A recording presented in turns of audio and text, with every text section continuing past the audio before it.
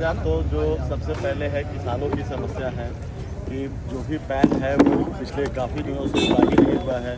तो किसान को जब बारिश अच्छी नहीं होती है तो उन्हें सुखाड़ की समस्या को वो झेलना पड़ता है। तो सबसे पहले तो पैन की समस्या को सॉल्व करना है कि जिससे कि किसान लाभान्वित हो सके। सिर्फ किसान ही नहीं, उससे रिलेटेड काफ़ी जो उससे धान काटने वाले लोग हैं, पिटने वाले लोग हैं, और भी बहुत सारे लोगों का एक रोज़गार उससे जुड़ा हुआ रहता है। तो पूरा तरह के एक इकोसिस्टम को डेवलप करना है। दूसरा सबसे बड़ी यहाँ समस्या है पलायन का, क्योंकि रोज़गार न होने के कारण यहाँ पलायन बहुत ज़बरदस्त या हो सकता है कि उस पलायन को रोकना, यहाँ कुछ रोजगार की बातों को लाना, कुछ उद्योग को लाना। और नीतीश कुमार जी तो उसमें अभी कुछ पहल भी किए हैं। उन्होंने 10-10 हज़ार रुपये महिलाओं को स्वावलंबी बनाने के लिए उन्होंने दिया है। 10-10 हज़ार रुपये से कुछ रोजगार खोलने के लिए, जिससे कि आगे जाकर उन्हें 2 लाख रुपये तक देने की सरकार की मंशा है बिना कोई सूद का। तो इस तरह से महिलाएं जब सशक्तिकरण होगा महिलाओं का, तो स्वाभाविक रूप से समाज का भी सशक्तिकरण होगा। भारत 200 साल पहले कोई यहाँ टाटा बिरला का फैक्ट्री नहीं हुआ करता था। उस समय गांव में छोटे छोटे रोजगार होते थे और उससे भारत सोने की चिड़िया कहलाती थी। तो मेरा सीधा कॉन्सेप्ट उसी की तरफ है और नीतीश कुमार जी उसमें शायद पहल भी कर किए हैं कि महिलाओं को तो सशक्त करना है और रोजगार गांव लेवल पर ले जाना है। छोटे छोटे रोजगार को हम लोग गांव लेवल पर ले जाएंगे और उससे कनेक्टिविटी बनाएंगे। और जीतन राम मांझी जी ने तो एमएसएमई विभाग जो उनका है, जो केंद्रीय मंत्री हैं, वो खिजरसराय में 250 करोड़ रुपए का एक टेक्नोलॉजी सेंटर बना रहे हैं, जिसमें कि लोगों को ट्रेनिंग दिया जाएगा और छोटे छोटे रोजगार पूरे बिहार में खुलेगा, जिसका अग्रसर होगा अतरी जो खिजरसराय बेल्ट में है। उसमें आप चाहे आपको पता होना चाहिए कि एक और हैदराबाद में इसी तरह का प्रोजेक्ट है एमएसएमई विभाग से, जिसमें कि कम से कम जो अभी मून पर जो हम लोग का सैटेलाइट गया था उसमें 100 कंपोनेंट सिर्फ उस विभाग से बना हुआ था। तो इस तरह की काफ़ी चीज़ें खिजरसराय में होगी। और रह गया ह्यूमन स्कल, नकली स्कल बनता है, चाहे और भी बहुत सारी चीज़ छोटी छोटी रोजगार को यहाँ सृजित किया जाएगा। और एमएसएमई विभाग से भी मांझी जी भी पूरी तरह से लगे हुए हैं कि हमको अतरी में विकास का संसाधन देना है, विकास को आगे करना है और रोजगार कैसे बढ़ेगा इसके लिए एमएसएमई विभाग भी पूरी तरह से यहाँ लगा हुआ। तो जीतन राम मांझी जी का ये सोच भी रहा है कि अतरी का विकास हो।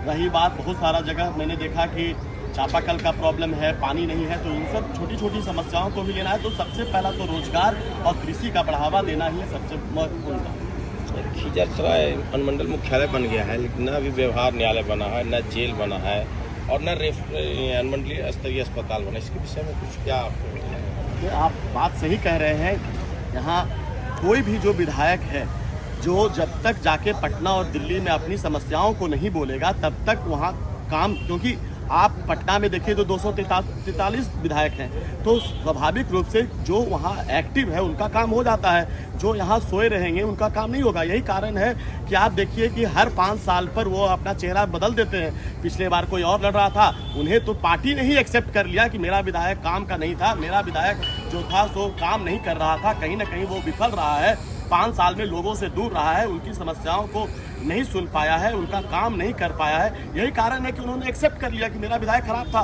उन्होंने बदल दिया चेहरा। तो ये और लगातार वो पिछले 3-4 बार से यही कर रहे हैं, बार बार उनका खराब चेहरा काम नहीं करता है, चेहरा बदल जाते हैं। लेकिन लोगों ने ये समझ लिया है कि चेहरा बदलने से नहीं होगा।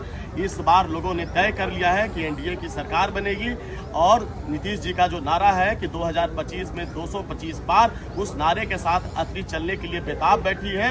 और गांव में जाकर आप घूम के देखिए तो पूरी तरह से अतरी एनडीए मय हो गया है और लगभग 50,000 वोटों से एनडीए जीतेगा। पिछले बार भी 3 अलग अलग दल लड़ रहे थे, एक एनडीए लड़ रहा था, दूसरा चिराग पासवान जी लड़ रहे थे और तीसरा एक उपेंद्र कुशवाहा जी का गठबंधन लड़ रहा था। तो आप पिछले अगर वोट को भी आप कैलकुलेट कीजिएगा तो 40,000 वोटों का लीड था। तो और पिछले बार से तो लोगों में ज़्यादा उत्साह इस बार दिख रहा है। तो मुझे पूरा उम्मीद है कि इस बार लगभग 50,000 वोटों से एनडीए यहाँ से जीतेगी। धन्यवाद। एक सवाल है, एक सब छोटा था। अभी आपके मंच से एक कोई हम का कार्यकर्ता बोले कि हमारे जो उनका मतलब मजदूर तबका के लोग हैं यहाँ से पलायन कर रहे हैं। यह हर साल होता है, लेकिन आजकल लोग का ध्यान ज़्यादा है क्योंकि वोटर भाग रहा है। तो इसके विषय में क्या सोचे हैं कि रोज नहीं भागे, मैंने हर साल नहीं भागे, या अगर भाग रहा है तो उसके लिए अभी वर्तमान में रोकने के लिए मैंने क्या कहा कि मैं जीतने के बाद सबसे पहला काम अतरी में पलायन को रोकने के लिए जो संभव होगा वो मैं करूंगा, चाहे एमएससी विभाग से हो, लोकल स्तर पर दूसरे कॉरपोरेट से बात करके यहाँ उद्योग खुलवाने की बात हो, तो मैं इस पर तो पहले ही विचार करूँ। लेकिन आप 5 साल पहले भी यही स्थिति थी, लेकिन तब भी 40,000 से एनडीए का लीड था। तो इस बार कोई अनोखा बात तो होने नहीं जा रहा है। तो ये समस्या तो है रोजगार, आपने पहले ही बोला कि अतरी में क्या क्या समस्या है, तो उसमें मैंने ये सारी बातों को कहा है। चुनाव जीतने के बाद भी अगर आप जीत जाते हैं चुनाव तो नजर आएंगे। मेरा इतिहास ही रहा है कि सब जगह हमने काम किया है।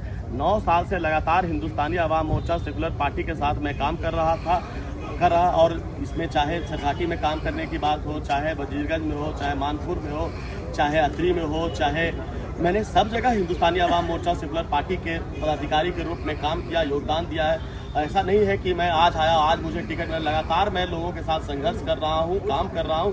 तो आप हिंदुस्तानी अवाम मोर्चा सेकुलर पार्टी के एक एक कार्यकर्ता से पूछ सकते हैं कि मैं काम किया हूँ, उनके साथ रहा हूँ। अगर मैं आज भागलपुर में भी बहुत दिनों तक काम किया, आज भी वहाँ भागलपुर के लोग मुझसे अटैच्ड हैं और लोग नॉमिनेशन से लेके सब जगह आए हुए थे।